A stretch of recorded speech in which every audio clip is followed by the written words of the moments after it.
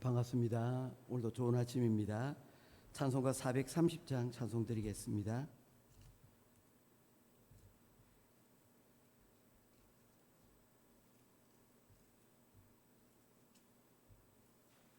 찬송가 430장 찬송입니다.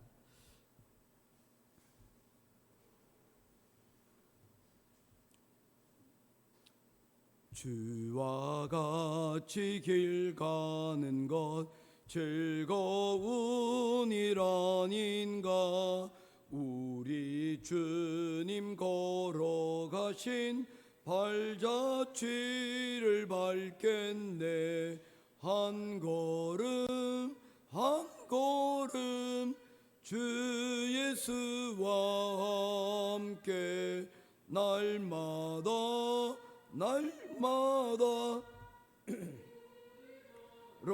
가리.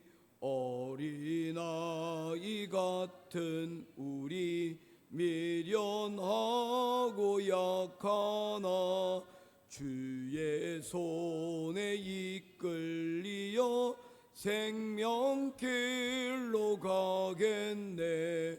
한 걸음 한 걸음 주 예수와 함께 날마다 우리 걸어가리. 꽃이 피는 들판이나 험한 골짜기라도 주가 인도하는 대로 주와 같이 가겠네. 한 걸음 한 걸음 주 예수와 함께 날마다 우리 걸어가리. 옛 선지자 에녹같이 우리들도 천국에 들려 올라갈 때까지 주와 같이 걷겠네. 한 걸음 한 걸음 주 예수와 함께 날마다 우리 걸어가리. 아멘. 찾으실 하나님의 말씀은 구약성경 에스라서 제8장 1절에서 20절까지 말씀 보겠습니다. 구약성경 에스라성경 8장 1절에서 20절까지 말씀입니다.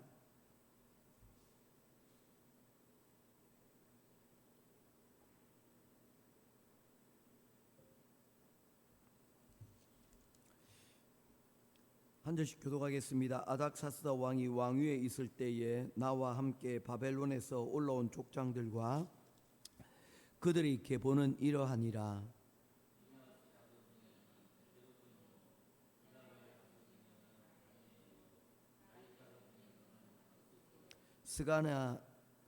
스가랴 자손 곧 바로스 자손 중에서는 스가랴니 그와 함께 족보에 기록된 남자가 150명이요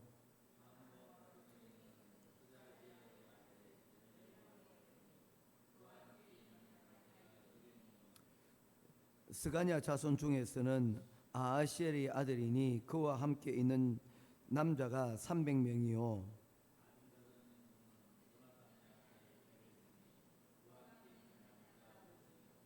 엘람 자손 중에서는 아달리아의 아들 여사야니 그와 함께 있는 남자가 70명이요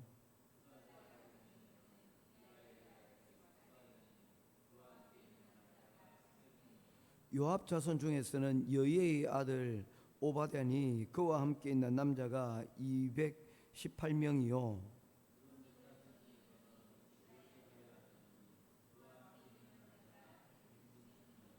베베 자손 중에서는 베베의 아들 스가랴니 그와 함께 있는 남자가 228명이요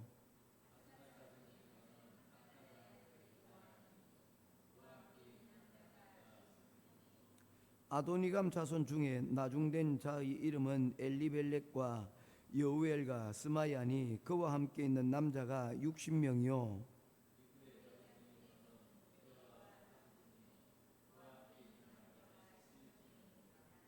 내가 무리를 아하와 흐르는 강가로 모으고 거기서 3일 동안 장막에 머물며 백성과 제사장들을 살핀즉 그 중에 레위 자손이 한 사람도 없는지라.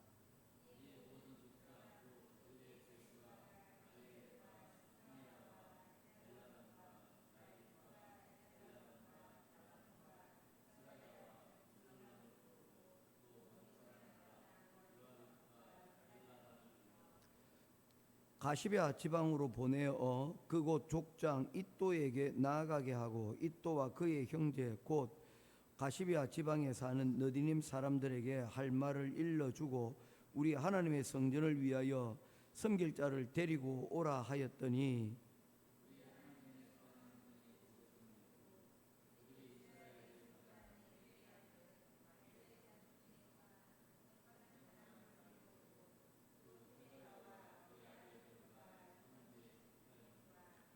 하시비아와 머라리 자손 중 여시아와 그의 형제와 그의 아들들 20명을 데려오고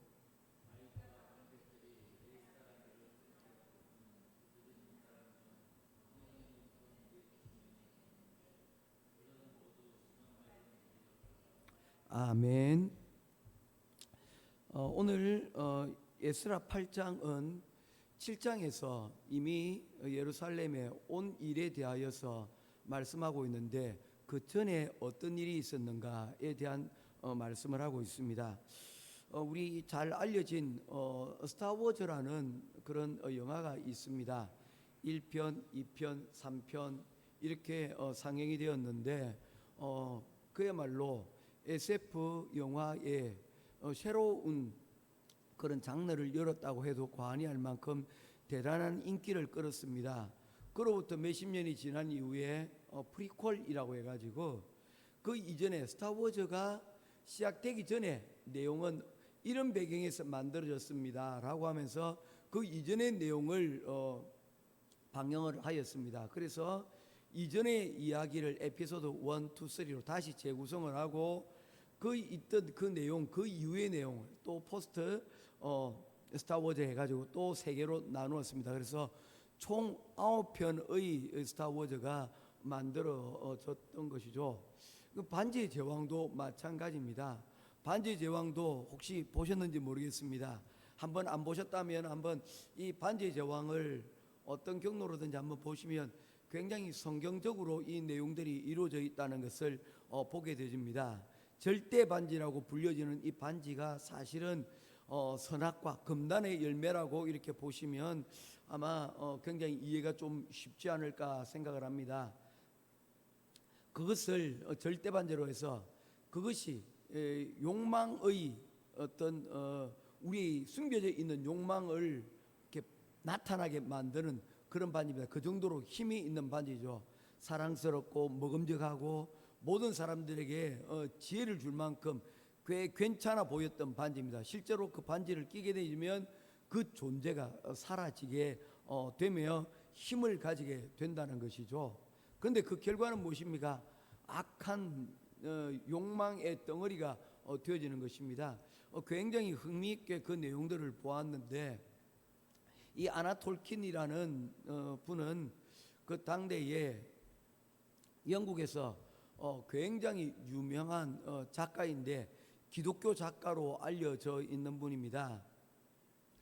이분이 이 이야기가 이루어지자 그 앞의 이야기는 또 어떻게 되는가 해서 그 절대 반지를 가졌던 그 시절의 그 이전의 이야기 호빗 키 작은 사람들의 이야기가 또 전개가 되어지는 것을 볼 수가 있습니다. 에스라서 서론이 좀 길었지만 에스라서 8장도 그렇습니다. 에스라서에서는 2차 포로 귀환에서 돌아온 사람들의 이야기를 이제 그들이 이렇게 왔다라고 했는데 그러면 그 일이 있기 전에 어떤 과정을 통하여서 이렇게 왔는가를 이야기를 하고 있습니다. 우리가 1절에서 14절까지 말씀을 보게 되어지면 어떤 내용입니까? 그곳에서 돌아온 사람들이 이야기를 쭉 하고 있는데, 이전에 우리가 3장에서 보았던 내용과는 조금 다른 내용이 있습니다. 어떤 내용이 좀 다릅니까? 그 규모가 1차 포로 귀환의 사람들보다 현저히 그 대표자들의 이름이 적고, 그리고 나온 그 숫자들도 그들에 비해서 10배 이상 적다는 것을 우리가 발견할 수가 있는 것입니다. 그처럼 2차 포로 귀환에는 많은 사람들이 이 일에 함께 동참하지 못하였다는 것을 볼 수가 있습니다. 어떤 내용일까요? 아마도 그 바벨론에서의 생활이 고국으로 돌아가는 것보다 더 나은 삶이 있을 수도 있습니다. 그리고 이미 돌아갈 사람들은, 이미 마음에 있는 사람들은 이미 결심하여 다 돌아갔다라고도 볼 수가 있습니다. 세 번째로 볼 수 있는 것은 무엇입니까? 그곳에 실제 꿈을 품고 다시 고향으로 돌아갔는데 그곳에서 고생만 실컷 한다는 이야기를 그들이 또 듣게 된 것이죠. 그럴 바에는 차라리 이곳에서 우리가 있는 것들도 나쁘지 않겠다 하여서 그들이 그 자리에 머물렀던 것은 아닌가 생각을 해보게 됩니다. 그런 과정들 가운데서 에스라가 이러한 사람들을 함께 모으는 일종의 결단식을 하게 되어집니다. 적은 수지만 그래도 약 3,000명에 이르는 많은 사람들이 그곳에 모여서 이와 같이 돌아갈 준비를 하고 있습니다. 그래서 장막을 치고 이제 앞으로 일어나게 될 광야에서의 시간들을 어떻게 할 것인가, 예비적으로 밥도 해먹고 또 한번 지내보고 그곳에서 또 부흥회도 하면서 그들의 결심을 다시 한번 더 재점검하는 시간을 가지게 되는데, 그 기벌이 바로 아하와 강가에서 일어난 일들입니다. 15절 말씀입니다. 내가 무리를 아하와 흐르는 강가로 모으고 거기서 3일 동안 장막에 머물며 백성과 제사장들을 살핀즉 그 중에 레위 자손이 한 사람도 없는지라. 예, 어떻습니까? 그들이 이제 그곳에서 이제 앞으로 돌아갈 준비를 하고 있는데, 그들이 지금 준비하고 있는 내용은 무엇입니까? 제사장 그룹들을 통하여서 예배를 새롭게 하기 위한 그러한 내용이었습니다. 앞에 이전에 갔던 사람들이 컴퓨터로 따지면 하드웨어를 만드는 사람들이라면, 이분들은 이제 가서 그 만들어진 하드웨어에 소프트웨어를 깔아서 이제 이 시스템이, 이 컴퓨터가 제대로 돌아갈 수 있도록 하는 보이지 않는 그 프로그래밍의 역할들을 이분들이 맡게 되는 것이죠. 그런데 자, 각자 어떤 프로그래머로 이제 할 것인가 예비를 하지 않겠습니까? 우리가 그곳에 돌아가면 이런 일들을, 역할들을 하게 될 것이다 하고 살펴보았는데, 그곳에 한 가지 결함이 있는 것을 발견하게 됩니다. 무엇입니까? 이 예배의 핵심인 레위 사람들이 그곳에 빠져 있는 것을 보게 되었다는 것입니다. 레위 사람들은 어떤 사람들입니까? 예배 전문가들입니다. 하나님 앞에 어떻게 예배를 드리는가, 그 예배에 대해서 이들만큼 아는 사람이 없었다는 것입니다. 그래서 이 사람들을 찾고 나서기 시작을 한 것입니다. 우리 교회도 가만히 보면 여러 파트로 나눠져서 찬양으로 봉사하는 사람들이 있는가 하면, 또 식당에서 봉사하는 사람들이 있고, 또 말씀을 주일학교나 학생들을 위해서 말씀을 가르치는 사람들도 있습니다. 이 사람들이 있는 가운데 이 공동체에서 가장 중요한 단어가 있다면 무엇이냐면 그것은 바로 함께라고 하는 단어입니다. 8장에서 보게 되면 무려 13번이나 이렇게 함께 하기로 결단한 사람들이 있었다라고 이야기를 하고 있다는 것입니다. 함께하기 쉽지 않은 사람들이 있습니다. 그런데 함께하기 쉬운 사람들이 있다 할지라도 여러분, 함께한다는 것은 상당히 어려운 일입니다. 왜냐하면 우리가 직접 여러분 살아봐서 알지 않습니까? 우리가 사랑해서 우리가 그렇게 결혼도 결심하고 그리고 살아왔지만 여러분, 그것이 쉽던가요? 그렇지 않습니다. 내가 사랑하여서 낳았던 내 아이들, 자녀들이라 할지라도 함께 슬플 때나 기쁠 때나 그 언제든지 함께 한다는 것은 여러분 쉽지가 않다는 것입니다. 내가 낳은 자식이라 할지라도 여러분 언제까지나 함께 한다는 것이 쉽지만은 않다는 것입니다. 그런 의미에서 우리는 생각해 봐야 됩니다. 특별히 교회 가운데서 우리가 함께하고 있는 이 사람들에 대해서 소중함을 여러분 우리가 알아야 된다는 것입니다. 각자가 다 이곳에 와 있지만 그 사람들은 이곳에 오기 위하여 편안함을 내려놓았고, 집에서의 편안함을 내려놓고 자신의 어떤 시간들을 양보하고 자신의 삶의 일부를 내려놓고 이 자리에 함께하는 사람들이라는 것입니다. 이런 사실들, 각자의 여러분 히스토리들이 있는데 그 히스토리들을 우리가 다 알 수는 없지만, 그러나 그것을 내려놓고 이 자리에 함께한 사람들이라는 것입니다. 오늘 이 성경에서도 드러나고 있는 거예요. 자, 우리가 예루살렘으로 돌아가니까 모여라 라고 얘기를 했는데, 그곳에 함께하지 못한 사람들, 비어져 버린 자리에 있는 사람들이 있었다는 것입니다. 우리는 결과만 보고 판단을 하지만 우리는 가만히 그 사람들이 우리와 함께하기 위해서 이 자리에 내려온 그 과정들을 우리는 생각해 보아야 한다는 것입니다. 그런 의미에서 신앙 공동체는 평가하는 자리가 아니라 이해하고 품는 자리가 되어져야 한다는 것입니다. 그래서 안 온 사람은 빼놓고 라고 하지 아니하고, 그들을 이해하고 그들이 오지 못한 것에 대해서 이해하고 그들을 설득하고 또한 그들에게 알려서 함께 하기로 지금 애쓰고 있는 모습들을 보게 되어집니다. 이런 일들 가운데서 어떤 사람들이 있는데, 그들 가운데 너디님 사람들이 여러분 있습니다. 그리고 레위 사람들이 있습니다. 제사장들은 사실은 그들이 맡고 있는 역할들이 크다고 우리가 볼 수가 있는 사람입니다.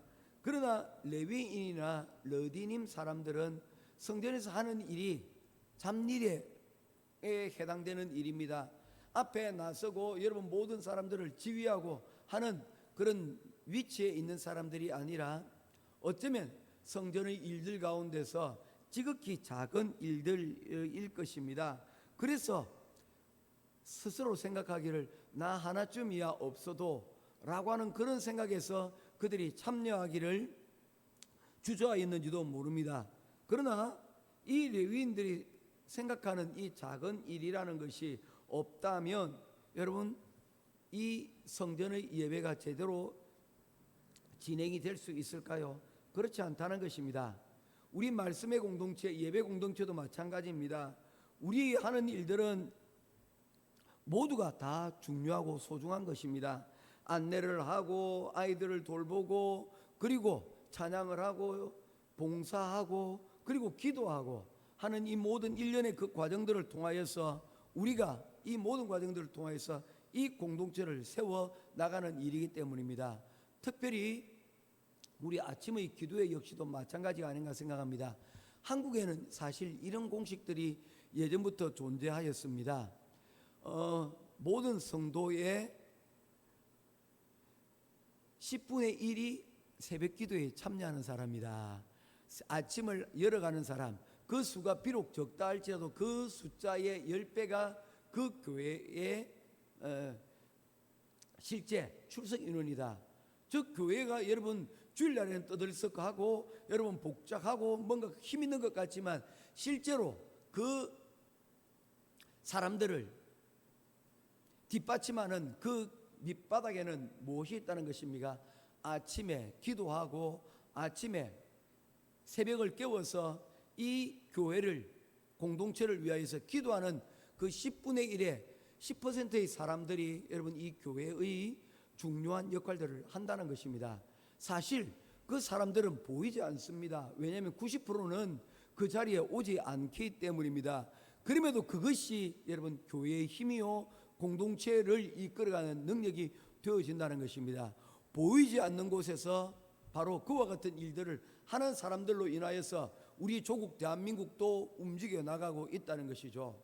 새벽에 누구보다도 일찍 일어나서 새벽을 청소하는 사람이 없다면, 새벽을 깨워서 일하는 사람들이 없다면 우리가 지금 맞이하고 있는 것과 같이 아침의 깨끗한 거리는 우리는 볼 수가 없기 때문입니다.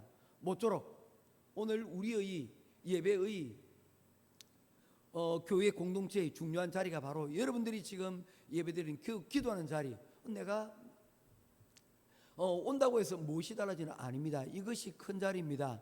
여러분들이 만약에 한 분씩 두 분씩 빠지고 저와 저희 아내만 서로 남아서 있다면, 혹시 저 혼자만 있다면 제가 여기서 무슨 설교를 할 수가 있겠습니까? 아마 혼자 앉아서 기도만 하다 가겠죠. 그런 일들이 반복되어지면 결국에는 힘이 빠지고, 결국에는 이 모든 일들이 여러분 기초가 무너질 수도 있다는 것입니다. 사랑하는 성도 여러분, 작아 보이지만 하나님 나라에서는 이런 기초를 쌓는 일들이 기둥과 같은 일들이라는 것입니다. 작은 일을 가볍게 여기면 우리 신앙도 가벼워지고, 작은 일을 충성하면 하나님의 역사가 일어나게 되어지는 것입니다. 모쪼록 우리가 함께 어떤 일들을 기도할 때에 기도하고, 또한 우리 있는 그 자리에서 하나님께 우리의 시간과 물질을 드릴 수 있는 저와 여러분 될 수 있기를 주님의 이름으로 축원드립니다. 이제 마지막 끝으로 하나님이 우리를 부르시는 자리를 우리는 생각해 보아야 됩니다. 우리가 하나님께서 우리를 부르시는 자리는 어디일까요? 내 곁에 섬기는 자리일 가능성이 많다는 것입니다. 에스라를 통해 부름을 받은 사람들은 지명되어진 사람들입니다. 특별해서가 아닙니다. 그들이 이 자리에 온 것은 부르심에 응답하였기 때문입니다. 하나님은 오늘도 우리를 부르십니다. 누구를 돌보라고, 누군가를 가르치라고, 누군가를 위해서 기도하라고. 오늘 우리의 신앙이 하나님 앞에 조금 더 가까이 가기를, 그래야 해서 우리 무장되어진 우리를 통하여서 공동체와 또한 우리 가정들을 위해서, 우리 자녀들을 위해서 우리가 기도하도록 하나님께서 준비하여 주셨다는 것입니다. 바로 이 자리에서, 부르신 자리에서 충성하여 결단하는 저와 여러분 되기를 주님의 이름으로 부탁드립니다. 이제 말씀을 맺습니다. 오늘 말씀은 우리에게 이렇게 묻고 있습니다. 우리는 우리와 함께할 사람들을 귀하게 여기고 있는가? 우리는 작은 일에도 충성하고 있는가? 그 작은 일은 다름 아닌 말씀을 듣는 일들과 기도하는 일입니다. 그리고 우리는 하나님의 부르심에 대하여 순종하여 나아가고 있는 것인가? 신앙은 혼자 하는 것이 아닙니다. 함께 걷는 길입니다. 하나님께서는 이렇게 오늘도 함께 하겠다고 결단하는 사람들을 찾고 계십니다.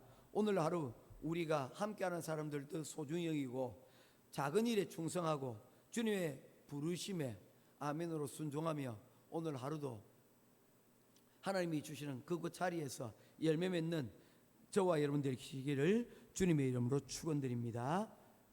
기도하겠습니다. 고마우신 아버지 하나님, 은혜와 사랑을 감사합니다. 함께하는 사람들이 오늘 이 자리에 모였습니다. 각자의 여러 가지 자신의 시간들을, 자신의 자리들을 잠깐 내려놓고 하나님이 부르시는 그 자리에 오늘 이 시간 나왔습니다. 우리의 이 시간을 하나님 함께합니다. 이 함께하는 자리에서 우리의 하나님의 뜻을 발견할 수 있도록 인도하시고, 또한 서로가 서로를 위하여서 우리가 신앙으로, 우리가 은혜로 우리의 마음이 좀 더 넓어질 수 있도록 인도하여 주시고, 그리고 또한 우리에게 맡겨진 그 작은 일이라도 충성을 다하여 하나님 우리의 일들을 감당할 수 있도록 하나님 함께하여 주시옵소서. 오늘도 우리에게 주신 귀한 말씀 붙들고 이 자리 가운데 하나님 나아갑니다. 우리의 모든 것 가운데 하나님께서 함께 하시고, 이 모든 열정과 함께하는 이 과정들을 통하여 하나님 기뻐 받으시는 귀한 믿음의 열매들을 함께 이루어가는 믿음의 귀한 공동체 되기를 간절히 소원하오며, 살아계신 우리 주 예수 그리스도 이름으로 간절히 기도드리옵나이다. 아멘. 하늘